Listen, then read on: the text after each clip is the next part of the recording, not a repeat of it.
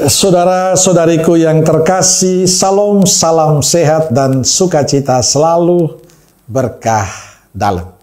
Sudah kita memberi senyum hari ini, Senin 13 Januari 2025.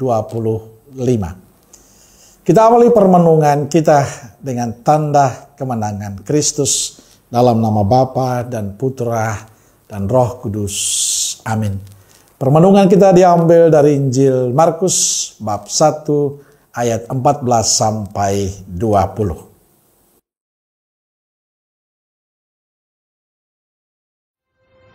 Sesudah Yohanes ditangkap, datanglah Yesus ke Galilea memberitakan Injil Allah. Katanya, "Waktunya telah genap, kerajaan Allah sudah dekat. Bertobatlah dan percayalah kepada Injil." Ketika Yesus sedang berjalan menyusur danau Galilea, ia melihat Simon dan Andreas, saudara Simon. Mereka sedang menebarkan jala di danau, sebab mereka penjala ikan. Yesus berkata kepada mereka, "Mari, ikutlah aku, dan kamu akan kujadikan penjala manusia." Lalu mereka pun segera meninggalkan jalannya dan mengikuti dia. Dan setelah Yesus meneruskan perjalanannya sedikit lagi, dilihatnya Yakobus, anak Zebedeus, dan Yohanes saudaranya sedang membereskan jala di dalam perahu. Yesus segera memanggil mereka, dan mereka meninggalkan ayahnya Zebedeus di dalam perahu bersama orang-orang upahannya, lalu mengikuti dia. Saudara-saudariku yang terkasih, dalam Injil hari ini Yesus memanggil orang-orang yang dikehendakinya untuk dijadikan murid. Pada awal ia melihat Simon dan Andreas, saudara Simon.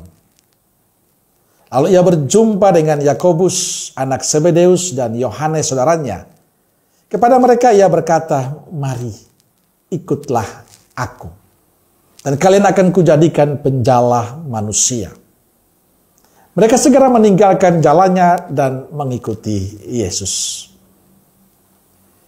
Memilih para murid yang menemani dan membantunya menunjukkan pada kita, Yesus menyadari bahwa mewujudkan visi dan menjalankan misi Allah tidak dapat dilakukan sendirian. Ia membutuhkan rekan kerja yang akan menolongnya untuk mencapai tujuan yang dikehendaki Allah Bapa. Karena itu ia memilih orang-orang yang selama ini mengikutinya untuk dijadikan muridnya. Yesus memanggil orang-orang yang dikehendakinya, tidak dibatasi pada kelompok tertentu saja. Setiap orang memiliki kesempatan yang sama, tapi mereka yang dipanggil perlu menjawabi panggilan itu dengan datang pada Yesus. Hal ini menunjukkan keseriusan mereka menanggapi panggilan Yesus.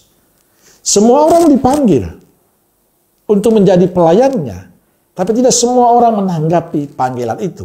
Hanya mereka-mereka yang mau menanggapi panggilan, menjawab panggilan Yesus itu. Saudara-saudariku terkasih, Yesus tidak hanya memanggil para murid, tapi juga memanggil Anda dan saya, memanggil kita semua untuk dilibatkan dalam karya keselamatan ini. Yesus memanggil kita juga untuk menjadi rekan kerjanya. Kita semua dengan tugas dan profesi kita masing-masing dipanggil Allah untuk menjadi saksi-saksinya dimanapun kita berada. Kita patut bersyukur dalam kelemahan kita, dalam kerapuhan dan ketidakpantasan kita. Allah memanggil dan memakai kita untuk menjadi perpanjangan tangannya, untuk menyelamatkan banyak orang. Karena itu jawaban ya akan panggilan itu menjadi sangat penting. Kita syukuri panggilan kita masing-masing, dan kita jadikan itu berkat bagi banyak orang. Allah memanggil Anda dan saya. Allah memanggil kita untuk menjadi saksinya. Maka saya ingin mengajak kita semua, sebagai orang yang telah dibaptis, untuk menjawab ya akan panggilan itu, dan menekuni setia menjalani panggilan itu, mewujudkan harapan Tuhan, untuk menjadi saksi, menjadi perpanjangan tangan Allah dalam kehidupan kita. Dimanapun kita berada, di tempat tugas kita, di sanalah kita mampu menjadi saksi-saksi untuk menunjukkan Allah yang mencintai, Allah yang mengasihi, Allah yang berbela rasa kepada siapapun lewat sikap dan cara pelayanan kita masing-masing. Semoga lewat pelayanan kita semakin banyak orang yang mengenal, mencintai, dan memuliakan Tuhan. Amin. Semoga Allah yang Maha Kasih memberkati saudaraku sekalian, Bapa, Putra, dan Roh Kudus. Amin. Roh Kudus Nazaret, doakanlah kami. Amin. Berkah dalam.